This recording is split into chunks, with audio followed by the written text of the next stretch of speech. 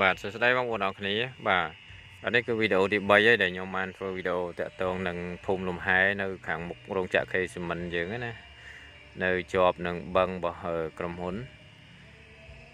អញ្ចឹងគឺខ្យល់ខ្លាំងណាបងប្អូនពេលល្ងាចអញ្ចឹងណាត្រជាក់ហ្នឹងអញ្ចឹង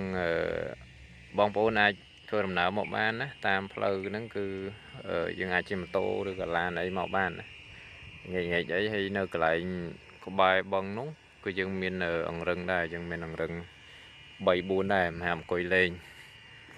យើងអត់ទាន់បានធ្វើកញ្ចុះទេបងប្អូនណាឥឡូវគឺយើងធ្វើ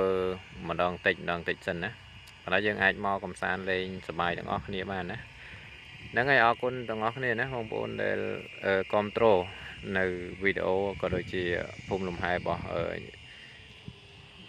ខ្ញុំទាំងអស់គ្នាអរគុណច្រើនបងប្អូនណាអរគុណ